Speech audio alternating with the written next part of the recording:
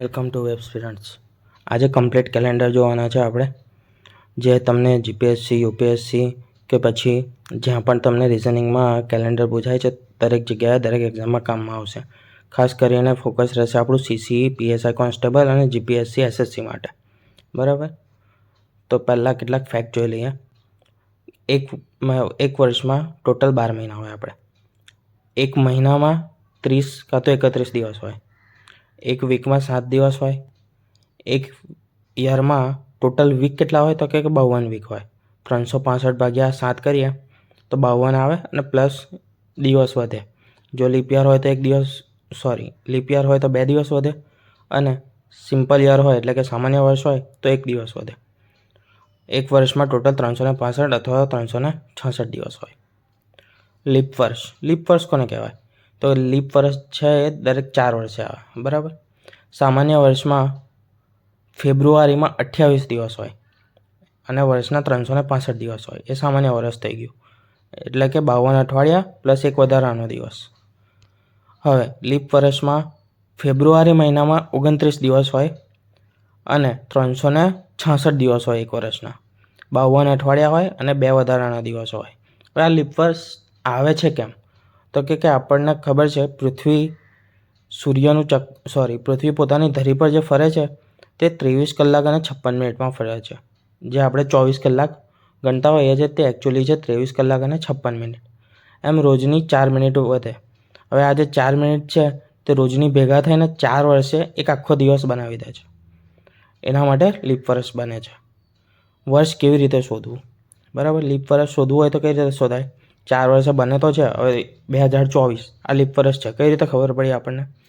તો એના માટે સામાન્ય વર્ષ હોય એટલે કે આપેલા વર્ષમાં કોઈ સદીનું વર્ષ સેન્ચુરી યર ના હોય, એટલે કે 2000 છે, 1900, 1600, 1700 એ રીતના છેલ્લા 2 ઝીરોવાળું કોઈ વર્ષ ના હોય.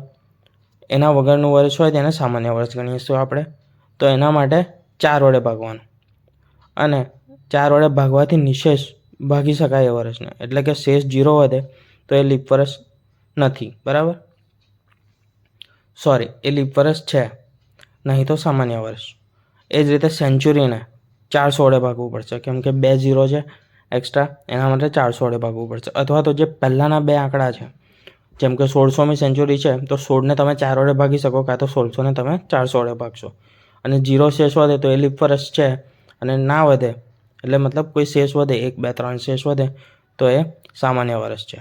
બરાબર, 2024 ભાગ્યા 4 શેષ કેટલી વધી? 0. 6 વડે ભગાઈ ગયો એટલા માટે લીપ વર્ષ છે. 1600 ભાગ્યા 400 લીપ વર્ષ છે. 1947 ભાગ્યા 4 શેષ 3 વધી એટલા માટે આ લીપ વર્ષ નથી. 1900 ભાગ્યા 400 અથવા તો 19 ભાગ્યા 4 3 શેષ વધે છે આમાં, એટલે કે આ નથી લીપ વર્ષ, સામાન્ય વર્ષ છે. હવે એક નવો ખ્યાલ છે, મતલબ એક નવો કોન્સેપ્ટ છે, જે છે વધારાના દિવસો. વધારાના દિવસો માટે આપણે અમુક વસ્તુ ધ્યાન રાખવાની છે. સૌથી મેઇન વસ્તુ એ છે વધારાના દિવસો માટે કે એક અઠવાડિયામાં 7 દિવસ હોય છે, તો એના આધારે આપણે બધું બાયફર્ગેશન કરીશું અને વધારાના દિવસો શોધીશું. હવે એક અઠવાડિયામાં 7 દિવસ હોય તો એક વર્ષમાં કેટલા? તો કે એક વર્ષમાં 365 ભાગ્યા 7 એટલે કે 52 અઠવાડિયા હશે. હવે 365 ભાગ્યા 7 કરશો ને તો 1 વધશે શેષ. તો 1 જે છે ને એ તમારો વધારાનો દિવસ છે સામાન્ય વર્ષમાં. હવે સેમ જો લીપ વર્ષ હશે તો 366 ભાગ્યા 7 કરીશું. બરાબર, એટલે 2 શેષ વધશે, તો એ 2 દિવસ વધારાના થઈ જશે. હવે એ જ રીતે મહિના માટે તો 30 હોય કાં તો 31 હોય, 2 હોય. જો 30નો મહિનો છે તો એના ભાગ્યા 7 એટલે કે શેષ કેટલી વધશે? 2 વધશે. 31 ભાગ્યા 7 કરશો તો શેષ 3 વધશે. જો 30નો મહિનો છે તો 2 શેષ વધશે, એટલે કે 2 વધારાના દિવસો છે. અને 31નો છે તો 3 શેષ વધશે, એટલે કે 3 વધારાના દિવસો છે.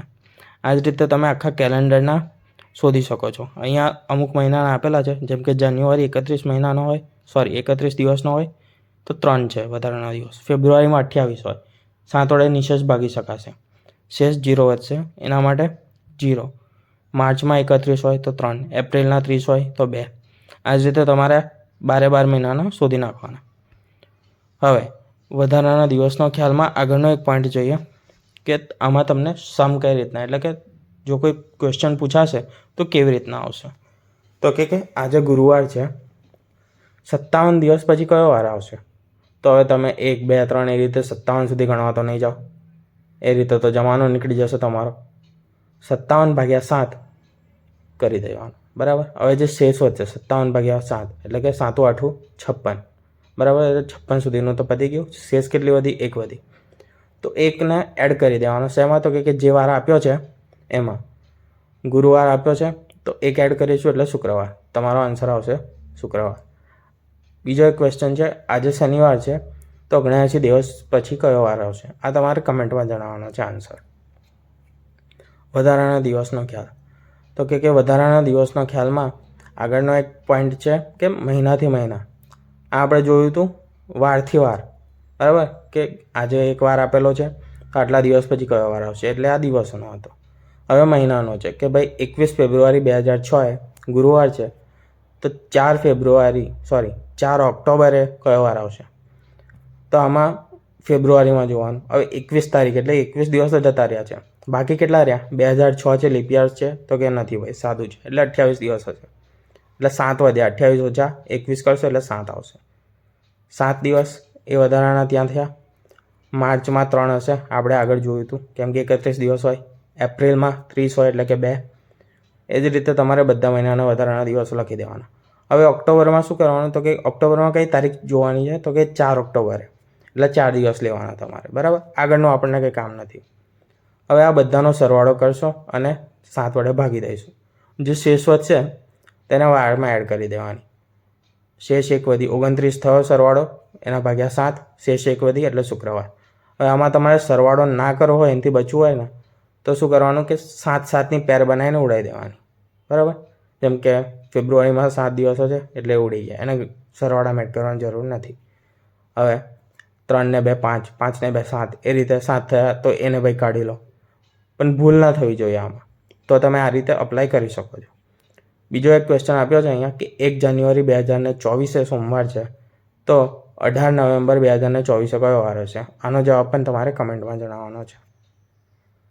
વધારાના દિવસના ખ્યાલમાં ચોથો એક પોઈન્ટ છે કે વર્ષથી વર્ષ આપ્યું હોય.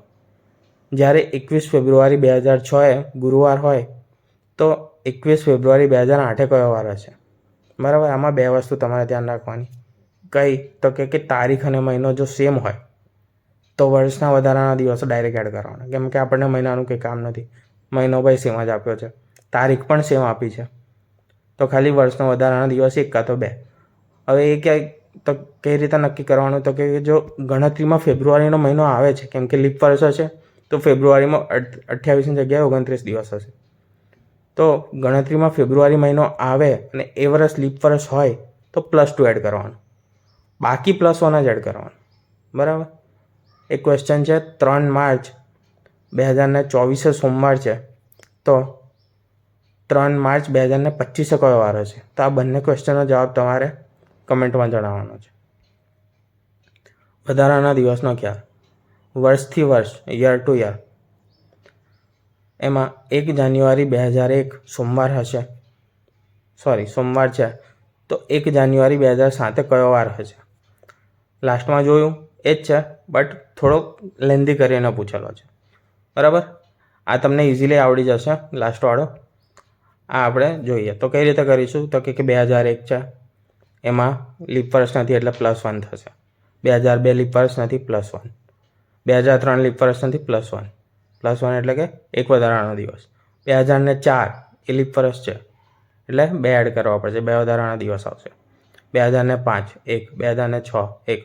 હવે 2007 તો કે ભાઈ પહેલો જ દિવસ છે એટલે એમાં એડ કરવાની જરૂર નથી, કેમ કે આપણે એ જ શોધવાનો છે, બરાબર. તો આ બધાનો સરવાળો કરી દઈશું. કેટલો આવે છે? 1 1 1 3 ને 2 5 7, બરાબર. 7/7 0 આવી ગયો, એટલે જે દિવસ હતો એનો એ જ દિવસ પાછો આવી જશે.